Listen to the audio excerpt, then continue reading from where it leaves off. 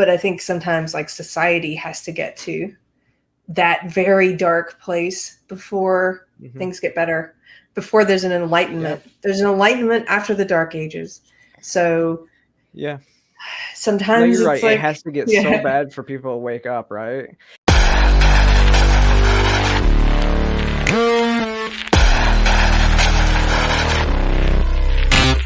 All right, welcome back to the channel today, everybody. So today I have another special guest, co-host of Unsafe Space here on YouTube, Keri Smith.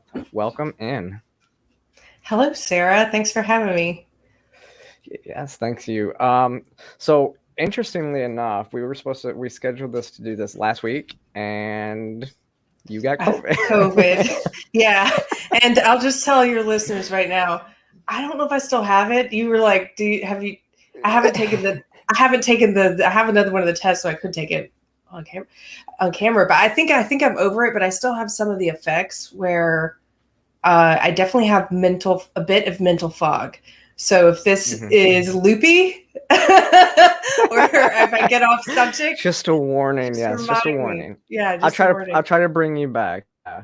I told you I feel like a feral animal that you've woken from a slumber, an enchanted slumber, just to, because the way that you sleep and the dreams and stuff during COVID, it's somewhat like fever dreams. It's a little like crazy time. Oh yeah. So I mean, you have the test, but do you trust the test after everything that's coming out with the people in The View testing positive, then testing negative? Oh, I trust very little, but I do trust that we had COVID in this household. We have had COVID because I lost my sense of smell, and because it's so different than anything else I've ever had. Like, in my opinion, just having had it, there's no way this came from nature. This is a man-made thing. I don't care. Yeah. It's much like not trusting election results. I don't really need to see any proof. I just know what I think, and you don't have to take that with you can take it with a grain of salt. But having had it, it's like it just doesn't feel normal at all, like a normal flu or fever or virus. And I've had a weird virus. Like I had typhoid, even though I took a vaccine against typhoid. I had typhoid. I had giardia, and those things gave me fever dreams too, but not like this. This is a whole new beast. The worst thing about it, in my opinion, so I didn't get it as bad as my husband. So he's got a lot worse things he's been dealing with. But in my case, I just really can't stand losing my sense of smell. It's my best sense. That's what like. Well, I could imagine. I actually, I think that losing my taste would be worse because I like to taste things. I like food, I like to enjoy stuff, and that's one of the biggest things that people get enjoyment from. So they're tied together, and losing my sense of taste is a close second. But really, it's my smell. I'm like, I can't smell my dog, and I can't smell like my husband. And you're just used to. I just had a good sense of smell, so I'm used to smelling. It just feels like the lights get turned off when it comes to smelling. Like, and I'm realizing I'm you rely on your sense of smell to keep you out of bad situations. There's things that I've been in a couple of bathrooms now where I'm like, afterwards I'm like, oh, I wonder if it smelled bad in there, and I didn't know, and I was mouth breathing the whole time. Well, you realize how much you actually do smell things throughout the day. Even like right now, it's like, oh, I don't smell anything, but you're probably smelling something. Yes. Yeah. So I can't wait. I hope that comes back. I've been reading about, as I was saying to you beforehand, this is really interesting to me, is it's hard to find information, I think, about this virus, considering how prevalent it is and what a big deal it's been the past year and a half. It's actually hard to find information, I think, because there's a lot of censorship that's going on, and because there's so much of the propaganda that's being put out there, the approved narrative. And so if you look up any topic, like if I look up I don't want to get you banned. So, but there are some issues that women have claimed to have had as a result of COVID and as a result of the vaccine. And if you look up these issues, you'll find a bunch of just the first 20 results will all be like, don't worry about that. That's not a real thing. That that's a hoax or that's fake news. And I'm like, I got to scroll far to actually get to any information about it. And so when I was looking up different symptoms and stuff of COVID, it was interesting to see that some of the stuff I'm experiencing, people who had the vax experienced as well. And of course, and that's it. Yeah. That's interesting. Yeah. You were talking, you have a lot of brain fog, and you were especially really, your brain was really foggy last week. And I mean, I don't even think I've mentioned it on here, but I am vaccinated because I didn't want my surgery to get canceled in November. So I got vaccinated back in May. I've also been vaccinated for like everything when I was in the military. But for like the first week, I had like the same brain fog. It was really weird. And it wasn't a normal headache either. Like the first day, the headache was like right like in the top of the head. So it was just a weird spot to even have a headache. Yeah, it's weird. And you don't recall having crazy dreams, do you? I don't recall the crazy dreams, but like I was telling you before, I actually got the really bad rash that they were talking about because it activates like that type of stuff. So it was really interesting. Yeah, it's all been, and it's weird, but there were 2 times before this where I thought I had gotten it because of a rash and some other things, that some of the women's issues. I was like, maybe I've already had this, but I think maybe some of us were just, with the variants and stuff, maybe we're just going to have to all get this several times. Who knows? Yeah, I agree. I mean, I'm not going to get a third booster. I've just already said I'm not going to, because that'll be like December is to when I need it, and my surgery is in November, so I'm not planning on getting that. And last year, I remember thinking like I would almost rather just get COVID and get the antibodies like that way, and then it's like the chicken pox, right? Just let it go. But the antibodies, I have a friend who her boss, so she's already had COVID and she's not going to get the vaccine. Her boss called her out at work in front of everyone and said that she didn't want to stand next to her because she's unvaxxed. And just such an awful thing to do to someone, to your employee, in front of other employees. And so she brought in her antibody score and showed, it's very high, because I've had this before. And it made things a little bit better. Yeah. But still, they're just pretending. It's like you're less likely to have it with that. Yeah, they're pretending like natural immunity doesn't exist. Everything we knew, it's sort of, they've gotten us to try and believe, like in a short matter of time, in like 18 months or so, they've gotten us to believe that natural immunity is not even a thing, and that your vaccine won't work if somebody else doesn't get it, and all this other just nonsense. It's like, I never thought I would live through a time like this, but I'm trying to look at the positive side of it and say, well, I'm kind of grateful for being able to understand human beings better in groups in a way that I wouldn't be, or I didn't used to be. So, well, and that's the thing is, I mean, we were already divided, and COVID just exacerbates that divide, right? And it's like you have one group of people who, they don't care what the actual data says. They just they're going to believe whatever their side believes, and then they're going to, call you some of the worst names in the world because of it. Yeah. It just brings out the worst in people. What's happened, this kind of division that's happening right now? I don't know. I mean, because you live in Texas, I live in Georgia, so we both live in kind of the free states, right? Yeah. Okay. So, and I live in Atlanta, but even in Atlanta, it's kind of half and half. But people that wear masks and all that stuff, they don't bother people that don't wear masks. And I was in North Carolina last week, and it was so different. It was so different. What was it like there? So we went to Asheville, which is like a very big blue dot, or a hippie town over there too. And it was they county mandate. So it was like we walk into a store and they like every store we went into, can you put a mask on? Can you put a mask on? Like as soon as you walk into the store. I haven't been asked to put a mask on this whole pandemic until this point. So, wow. And then we went to Raleigh, and it wasn't as bad in Raleigh. Some of the places were not they weren't asking us as much, but then we walked out of a bagel shop, and there was like a teachers union or something like with teachers, like fraternal order of police, and they were asking for donations so that they could teach police officers like CRT and all the different genders and stuff like that. And me and Ariel just walked away. We were just like, no. Do people assume when they see you a lot that that they can tell what your beliefs are about issues? Like in that case, that happens to me sometimes where people will just assume I'm on their side. I think so. Yeah. That was the first time I've ever had somebody where when I was talking to them, the fact that they started talking, like they first started talking like I said, it was more about like racial issue, like racial divisions and stuff like that. And then all of a sudden they made a point to switch to, and all the different genders. Yeah, all the different, another person was like, yeah, all the different genders and stuff. We're going to teach them all that stuff. And I'm like, they pointed at you? At me. I was like, okay. They didn't point at me. I actually wasn't even really looking at them. I was trying to walk away, and I was like, all the different genders. And I'm like, I look at Ariel, I just go, no, let's go. That was the first time. I think that's the first time, like in my life. No, second time, because I did have somebody I met at a bar one time, and she was like, just so you know, we are accepting and stuff like that. I'm like, okay, you don't need to say that, but okay, thanks. Yeah.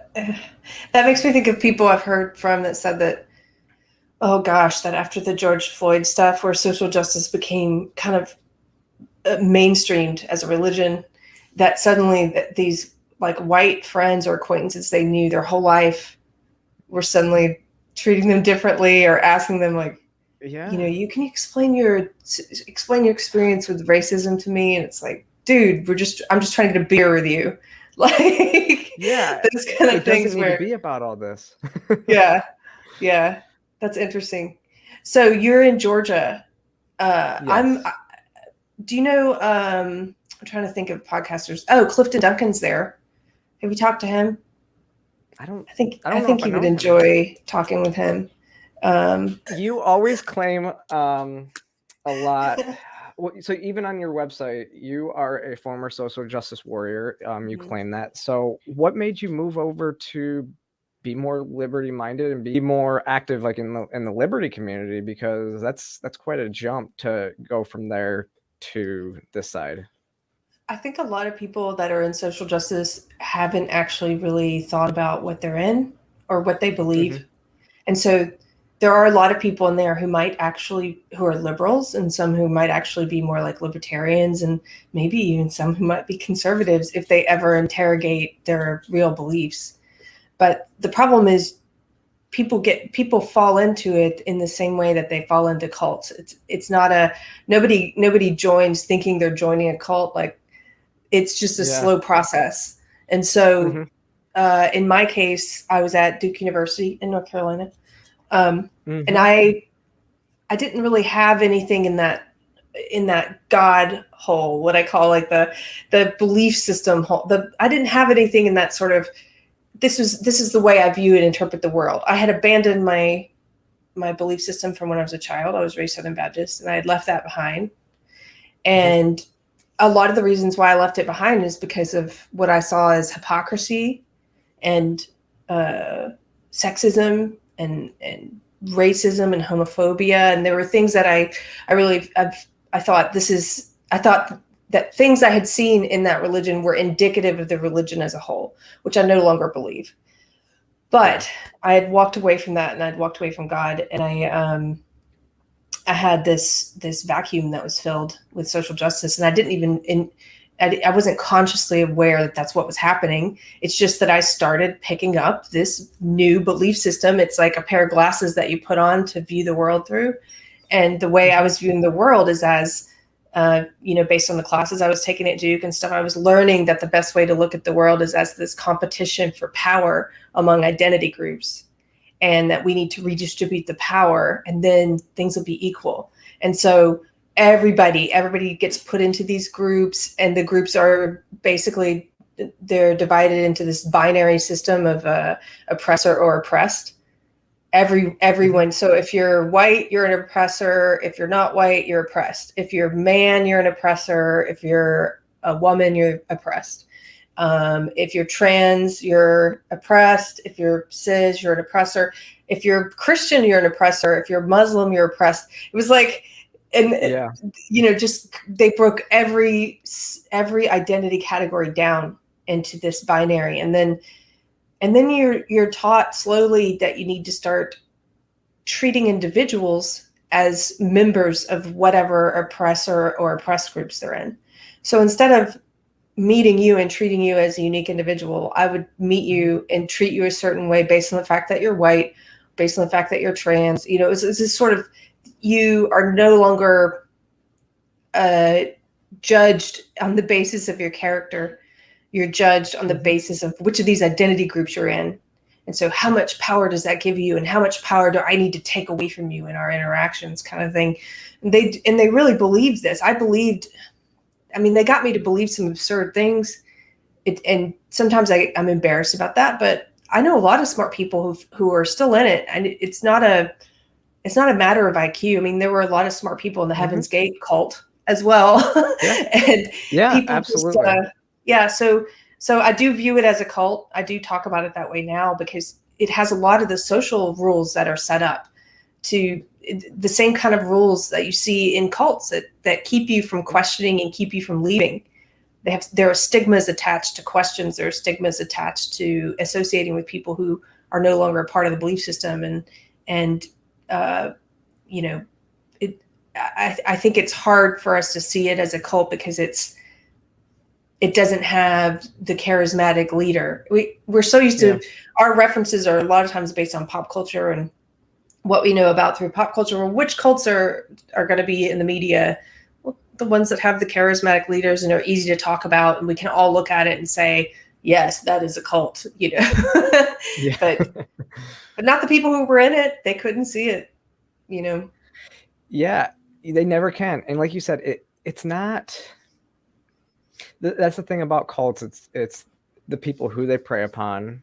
They always have something going on, and then it has nothing to do, like you said, with intellectual ability, cognitive ability, because what they play on is emotions. Usually, they play and I think the left a lot of times tugs at your heartstrings. Right? It's like, if you don't do this, then you're just a bad person, or you want people to suffer, you want people to die. And that's the type of things, that's the rhetoric that they use. And so you don't want to be that person. They call they call the right Nazis because nobody wants to be a Nazi. Nobody wants to be a racist. But when you can free yourself of that and you start to think clearly, absolutely, you start to be like, okay, wait a second, you guys are actually the racist because you put all these people into little boxes that you can manipulate and stuff like that. Yeah. So, but yeah, they do put people in these groups, and they do tell us that we need to, and convince us that there are good reasons for us to judge and treat people differently on the basis of like what racial group they're in and stuff like that. And at the end of the day, that makes you a racist. I don't care what your good reasons are. It does. Yeah. They're training people to become racist, and not just towards white people, which they're doing, but also towards anyone who's not white. I'm sure you've seen the materials that they put out would make a white supremacist very happy. I mean, they put out materials that say that things like meritocracy and being on time and math and the nuclear family, these are all functions of white. I mean, that's so racist. It's and that's not racist against white people. That is racist. What is it called? Of low expectations. Yeah, the bigotry of low expectations. They do a lot of that. And they change the way that white people react or interact with people of color. There are some of these social justice groups I'm still in on Facebook, and one of the craziest things I see in there is white women who will bemoan the fact in the group. They kind of use it as therapy sometimes, these groups, and they're like, why can't I make any friends with women of color? I keep trying. And then these other white women will tell them what they're doing wrong, and they give examples, and they're like one woman, she said a black woman moved to her town, and she was like, I really wanted to befriend her, but I didn't know, I couldn't ask her where she's from because I know that's a microaggression and that's racist, and I couldn't ask this and that. I was like, oh my God, just treat her like you would a white woman. Like, what's wrong with you? And I see the same thing. Well, in Reddit's just a cesspool anyways, but people come in there like, I want to make friends with a trans person, and it's like, Like, why? Like, people can smell that desperation, man. That's so gross. No, they can. Yep. Yeah, oh God. But yeah, it's doing bad things to people. It's doing bad things like that. They want to collect you like you're a piece. Get all of the unique pieces in the Happy Meal. Like, I need this piece. It's just objectifying people and tokenizing them and I mean, this isn't the way. There's nothing about it that's the way. So when you ask how did I get into it, I guess to get back on track, I got into it in college. I didn't realize the extent of what it was at that time. I really just thought this is the best way to look at the world. This is there's all this oppression I had not seen before. And the thing about it is it's got kernels of truth in there. It takes it incorporates things that are true into the narrative, and it incorporates, I mean, we have reckoned with slavery and racism, decades of racism in this country and sexism and things, and those things have happened, but they take that and they steal the achievements of liberalism and they try and pretend those are achievements of social justice, and they're not, in my opinion. I no longer think those are achievements of social justice. And then they use all the fruits of liberalism to sell this belief system that's very illiberal. I mean, they believe in censorship. They believe in censorship. That's full stop. Yeah, people I mean, and that's why I don't even use the word liberal to describe these people. I use progressives because now they are progressive. Even our modern liberals are more the establishment on the left. It's not these crazy far leftists that we're dealing with, and not the social justice warriors that kind of fuel the Democrat Party and are kind of the enforcement wing of the Democrat Party. But they're the ones to make the politicians, I guess, seem sane when they aren't as far left. That's a good way of putting it.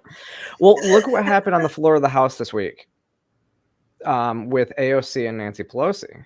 I just did a video on this, and everybody wants to label this as AOC voted present while crying because of the bill, when in reality she voted no, and Nancy Pelosi reamed her out on the floor of the House, and she changed her vote to present.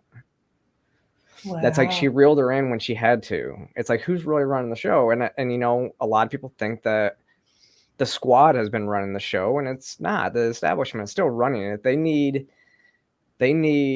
these far leftists to pull the Overton window slowly so that they seem like more the moderates, and they can move over slowly and be the moderates for these far leftists. Yeah.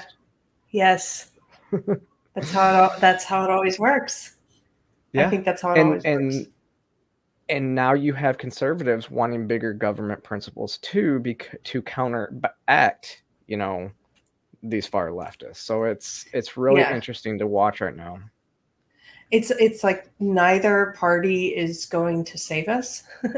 And I have seen some of the big government stuff coming from the GOP. I've seen this idea that we should put cameras in all classrooms, which I think is, talk about Big Brother, talk about government overreach, and just saying like, well, okay, I guess we have to get used to our kids being surveilled by the government every day. No. And I think people are short-sighted on both, like, no matter if they're on the left or the right, people have a tendency, they can be very, very short-sighted where they can't see what comes next, where it's only like, well, this thing benefits me or my party or what have you in the short term, let's do it, without thinking about the long-term repercussions. And stuff like the Patriot Act, it's a great example of thinking in the short term. Well, this is going to be used to stop terrorism. Okay, what comes next? And what else? And the same thing with these vaccine passports. Like that, if anybody who thinks this is just going to be a passport about COVID vax, they're crazy. It's going to be used for other things obviously down the road. Yep. So yeah, absolutely. I don't know. We're just very short-sighted with the cameras in classrooms. Oh, so like with like the cameras in classrooms and stuff, I like that idea, but I was thinking of it more as parents can join in and see what's going on in their kids' classrooms, because that is an issue that we're seeing as well. But if it's just government watching teachers, it's a little bit different story. Yeah, that's true. If it's just Big Brother's eye, like right now they'll push it like, oh, we'll make sure you're not doing CRT, and it's the eye of Big Brother. Like, oh, you're doing any CRT in here? But what will it be used for down the road? Next, it'll be making sure you are doing CRT.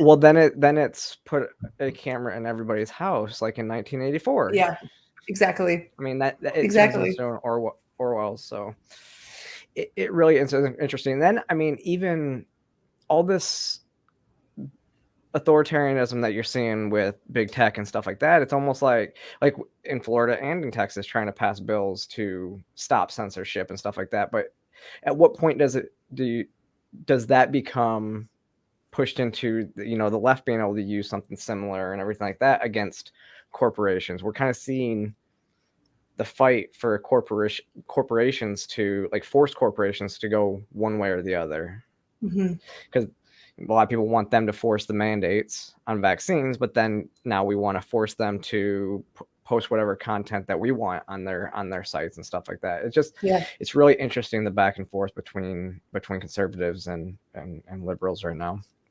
Yeah. Now, where are you, where your political ideology now, where would you put yourself? So I consider myself politically a liberal. I'm not a member of the Democratic Party anymore, though. And I voted for my first Republican in 2018. I voted for Ted Cruz because I felt he was more of a liberal than Beto, because Beto was speaking social justice. And again, social justice is not liberal. And so, it terrifies me. It terrified me then. I think those of us who were scared of it a few years ago have been proven right about what it is. And anyway, so I voted for Trump for the same reason. I thought he was the more liberal candidate. And I don't care. People want to laugh at me when I say that. It's like, he was anti-interventionist. He was pushing prison reform. Yeah. He was against CRT being funded, racism being funded with federal tax dollars in federal labs. And there were several reasons why I thought he was the more liberal of the candidates. So I voted Republican twice now. But politically, I guess, I still call myself a liberal. I still think I'm liberal on a lot of policy positions, but I'm more conservative personally. So that's definitely happened. And sometimes people don't separate the two. They think who they are personally should be who they are politically, and that's not true. And just because you think something's immoral doesn't mean it should be illegal. And absolutely. So there are things that personal positions I have that are more conservative, but I don't hold that everyone needs to believe those same things that I do. So, and that's what I talk a little bit about, like social conservatism versus American conservatism. And American conservatism is more liberal. And if you look at it in the classic sense of the term liberalism, it's based off of what the Constitution and everything like that is.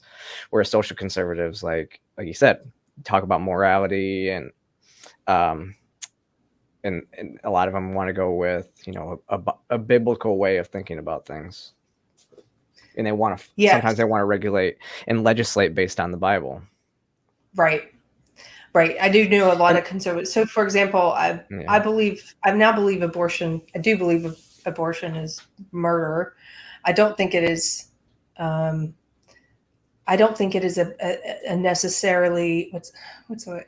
I don't believe in the government having the right to tell someone what they can do with their own body, even if it means it would save the life of another body inside of them.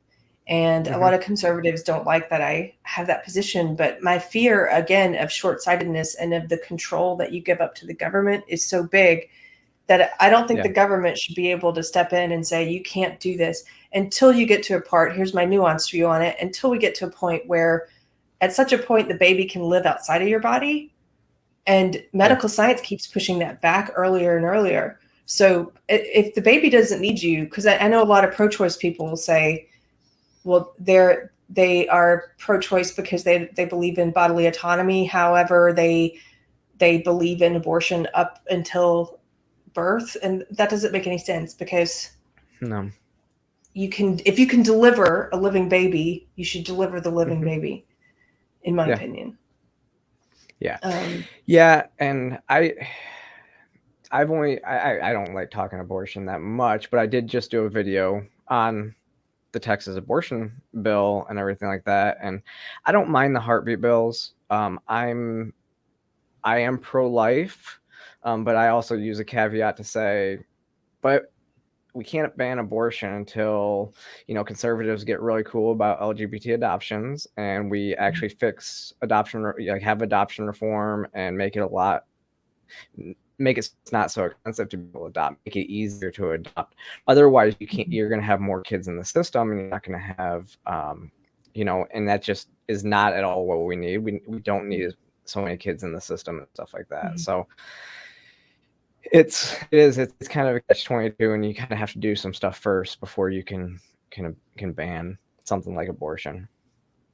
So are you politically conservative? Is that how you view yourself? So I am a former conservative. So I've kind of gone the same path. I guess not, maybe the same path. I'm a libertarian. So I voted Joe Jorgensen in the last election. I was a Tea Party conservative, and then Republicans just kind of just disappointed me every step of the way. It was like I was part of the movement that got all these people elected, and then they did nothing with it to shrink the size of government. Because at the time, I was a constitutionalist. And I've just given up. So I've been black-pilled so much that it's just like I'm at the point where I'm a minarchist, and at that point, I know a few of you. Yeah, I'm not at the point of anarchist yet, but it's like I don't know. And it's like every day I go back and forth between being black-pilled and white-pilled on where our government's at right now. I'm just like, I don't know.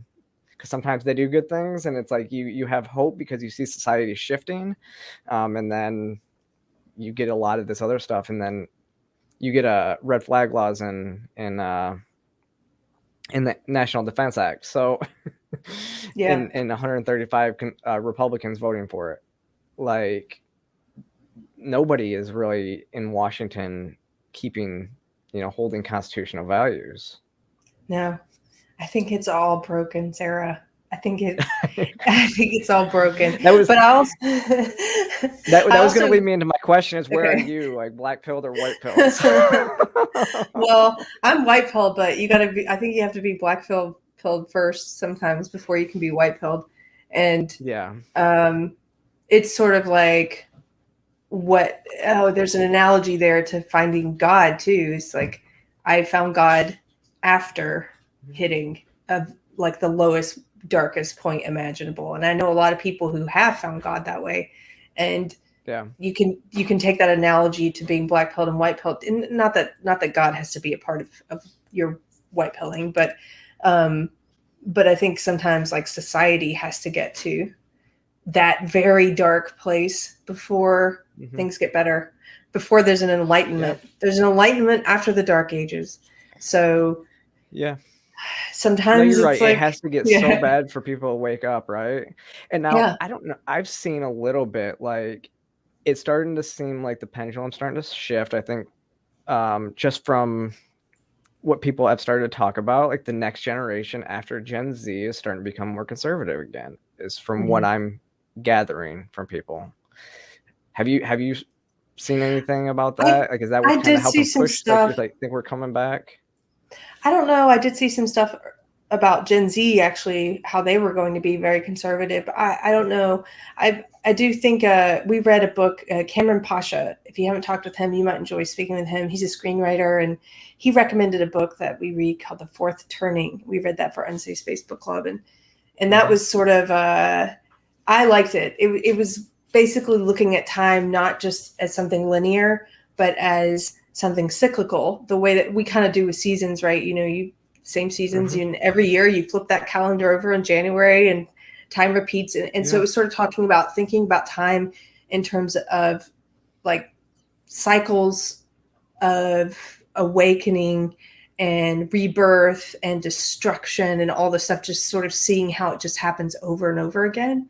And so the historians who wrote that book traced back, and they tried to, their thesis was that we are in, when they wrote it in the 90s. So they were like, we're getting ready to enter the fourth turning.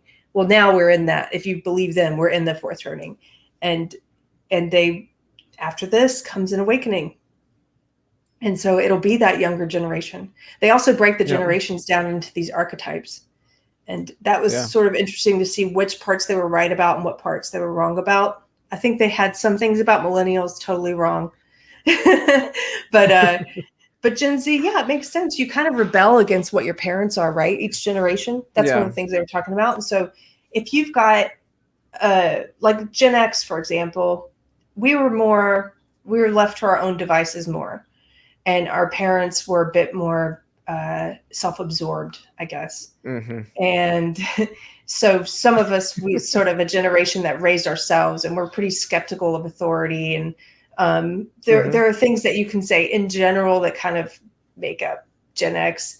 And then you get the millennials after us who had so much crazy bunch. Yeah. So you're a millennial. Yeah. So well, I'm an older millennial, so I'm a younger Gen X, so we're probably, you and I are pretty close. Maybe. Yeah, probably. I would say probably. But well, the millennials started having kids, some of the Gen Zs, or Gen X had some of these Gen Zs, and have just really poured all of this into them. And I think I don't know, I think Gen Zs might yet become conservative. I think they might reject the world that we've handed them. This world of... I think we're seeing it. We're starting to see a little bit of it. Yeah. I mean, when like Donald Trump goes from 14% of the LGBT vote to 28%, I mean, that's a rejection. Yeah. And now with COVID, you're starting to see what Democrats really think, and you're starting to see what the left really thinks when you're talking like vaccine mandates and stuff like that. And you try to point out like 60% of Black people haven't been vaccinated. So all these things are actually hurting, like using their own rules against them. Like these mandates are racist, even more racist than you could even imagine. Yeah. If you use their definition of racism to mean disparate outcomes on the basis of race, then yes, it's racist. But if you post a video of saying that, they'll take it down on Twitter. Yeah. Crazy times. So I know this is your show and you're asking the questions, but I have a question for you. How did you start doing your podcast? Oh, so this is, I've told this story actually quite a bit lately, because I was at an Outspoken event a couple weeks ago. Outspoken magazine was having and Log Cabin Republicans was having an event, and I was hanging out there, and so it was about a year and a half ago. I hated being on camera. I hated hearing my voice when editing, everything like that. My voice still gives me dysphoria and everything like that. And I watched Blair White's video about when she met Caitlyn Jenner for the first time. And Caitlyn told her to do what scares you. And that made sense to me. I was afraid of heights and I used to jump out of airplanes. And, I always was that type of person that would do what scares me. I mean, I could speak in front of 1,000 soldiers and hated being on camera. And then about a week later, Ariel asked me to just shoot something real quick for one of her videos. And then I asked her, I said, should I get on YouTube? And she said, absolutely. So within like a week, did my first slide, did my first video. Yeah. So that's that's where I agree. I started doing it. And then really, I mean, it took me, so back in May, I was hanging out with Ariel again in Nashville, and we were doing some stuff for her. We were shooting content, doing all the stuff, and I realized I enjoy doing this, but I'm not doing like it to this level with my content. So I kind of studied what Ariel does a little bit, and then brought it back to my channel, and have actually seen an amazing growth since then. And it's fitting that me and Ariel shot a video when we were in Nashville, and it just hit 51,000 views yesterday. So Before that, my highest video was 2,000. So wow, congratulations, Sarah. Thank That's you. awesome. You're right. It's doing the thing that scares you is because then you're scared of it less. It's funny. I'm the opposite of you. I could do the camera stuff, but I really have a fear of public speaking, and so I have to keep forcing myself to do it. Like you said, you could speak in front of soldiers. I'm like, I keep doing it. I keep taking the speaking gigs. I've been doing more of those like events. People want me to come and tell the story of leaving the social justice left. And it's like, I get now what people are saying about like force yourself into this thing that you don't want to do because you'll get to a place where, and I know I eventually will get to a place with it, like I did with podcasting, where I'm not as afraid of it anymore. So, and then there'll be other things. It's amazing just like how you do it so much. It just becomes super comfortable because I was kind of more of a shy kid, so I hated getting and doing like public speaking stuff too, but then the Army forced me to speak in front of people, so I was like, okay, and it just got to be so just natural, and so that's kind of what this is. And it was kind of fitting. It was also fitting too because like almost exactly a year after I started my podcast, I was asked to be on Slightly Offensive. So I was like, and I was just like, I look back on that video and I'm like, I just look natural. And so I was just like, I look back at my very first video compared to that video and just saw how far I've come since then. Yeah. Just talking to people on screen is like nothing now. It's like second nature. What's Slightly Offensive? Oh, so it's Slightly Offensive with Elijah Schaefer. Yes. Yeah. Okay, cool. On the Blaze TV. Yeah. Right on. Yeah, so I was on that back in July. We were talking how Caitlyn Jenner was treated at CPAC. So it was right after all that happened. I didn't even know she went to CPAC. There are entire parts of the internet I miss. That is what that does happen, yeah.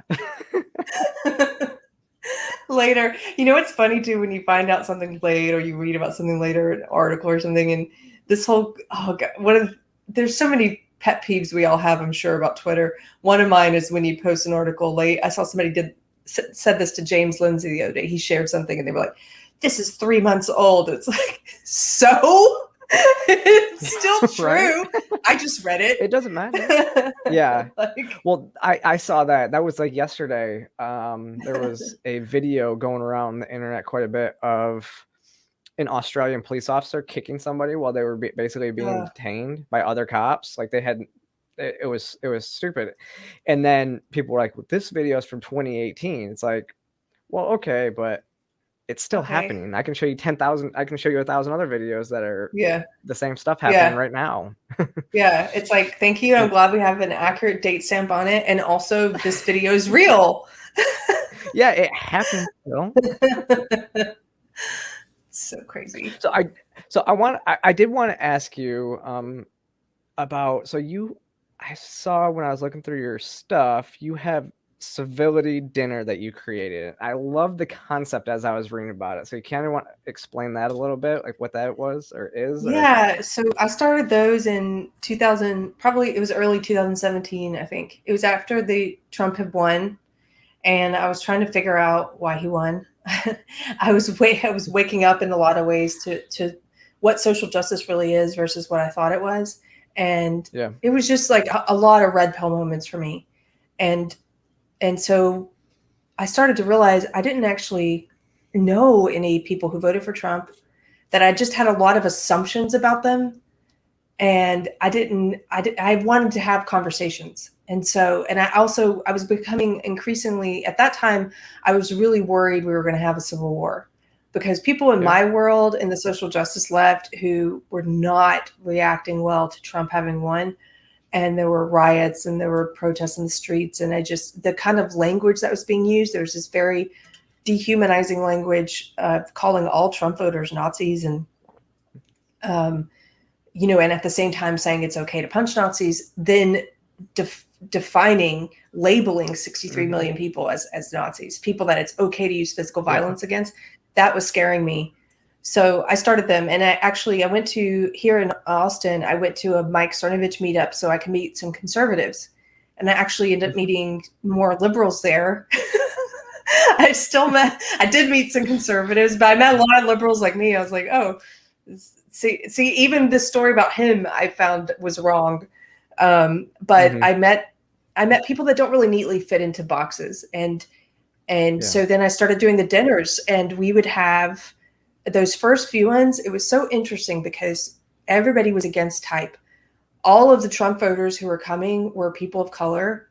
The white evangelicals did not vote for Trump. They voted for Clinton or a third party. I'm trying to remember who that, not Jill Stein, but they voted for what's his face. It was Gary Johnson. Gary Johnson. And then we had atheists coming and Christians, and we had just like people of different beliefs, whether those beliefs, political, spiritual, religious beliefs. And we would have conversations, and it was so interesting to have, like, to get to hear from people. One of the most interesting ones we had was where somebody asked, like, why do you think Trump won? And we went around the circle, and to hear everybody say why they thought he won, and hear from the mouth of people who voted for him, they had a really different answer, and all kinds of answers, different from what the liberal Hillary voter thought they were going to say. That was so interesting. And all the reasons I had been told why he won, I didn't hear any of that from these people. And so it was opening my eyes a lot. And as they went on, it was also really cool to get to hear sometimes when people would disagree, because these kind of dinners self-select for people who are open-minded and outside of your doggy. They self-select for people who are outside of type already.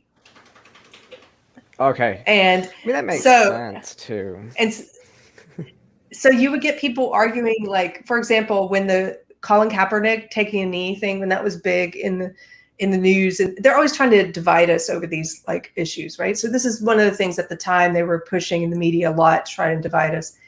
And they always tell you what your tribal view should be.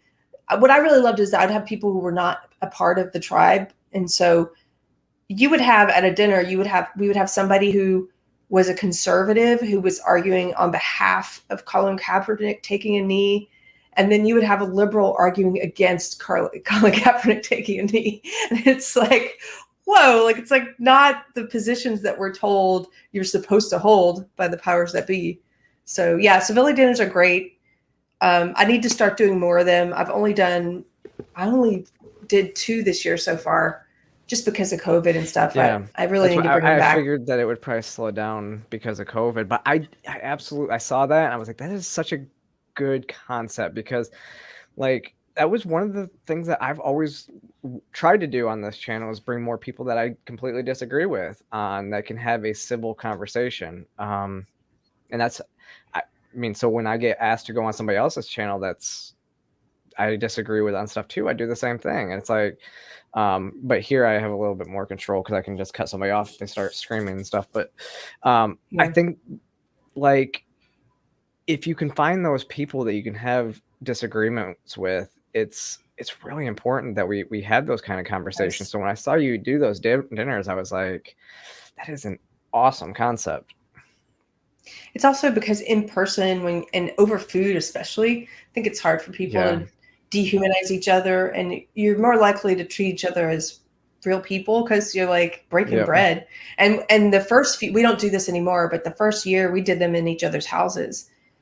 So that's even more intimate because you're in this person's living room, you're in their dining room. It's like, and they cooked for you, and you're not gonna, so even if you disagree, it just was the best kind of environment to have such different people coming together. And now we meet at restaurants. Is a good point. I don't know.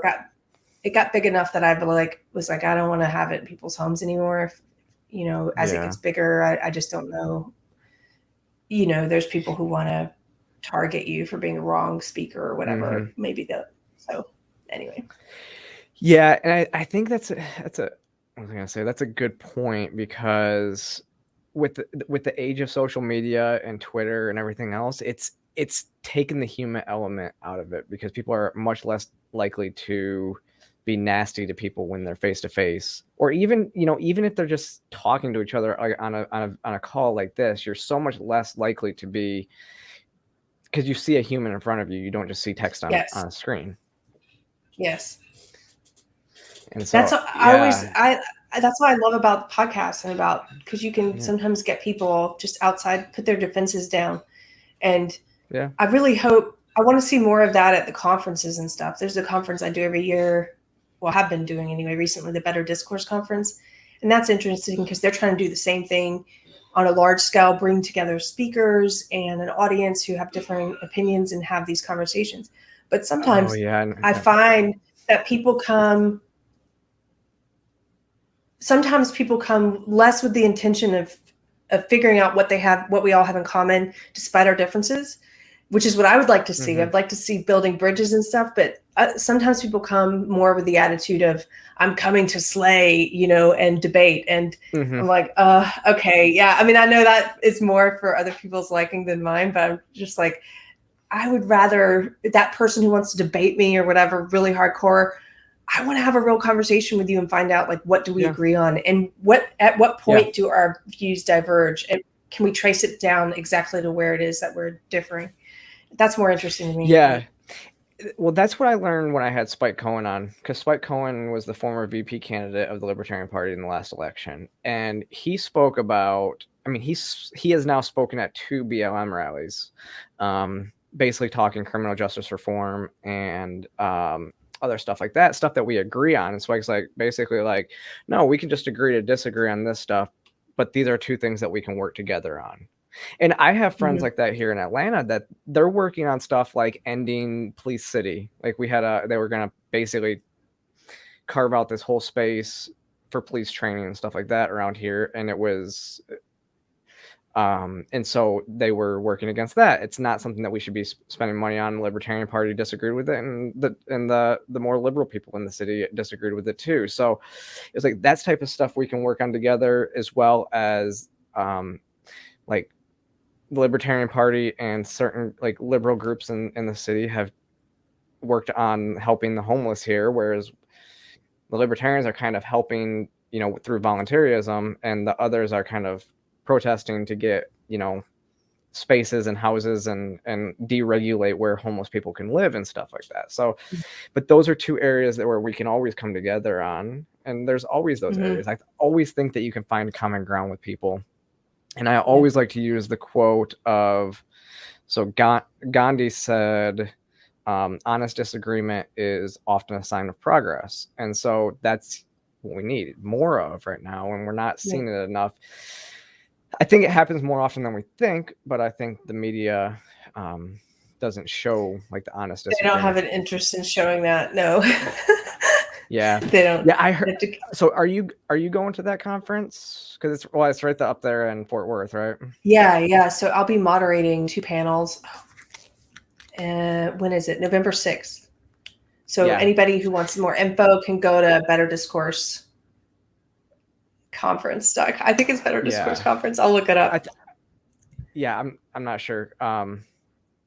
Because I know a few people that are going to be on panels up there as well. So betterdiscourseevent.com.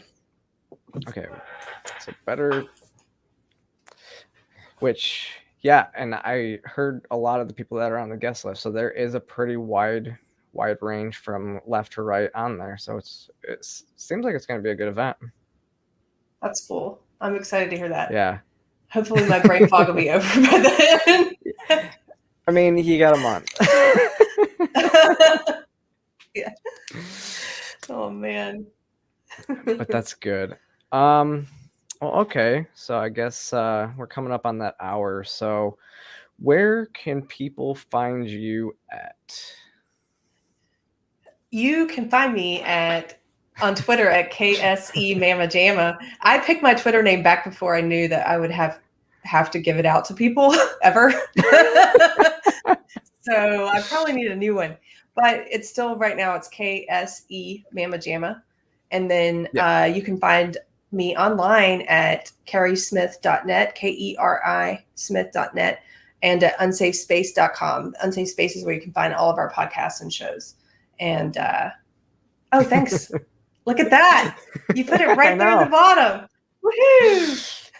Thank you. I'm getting good with this. The new software.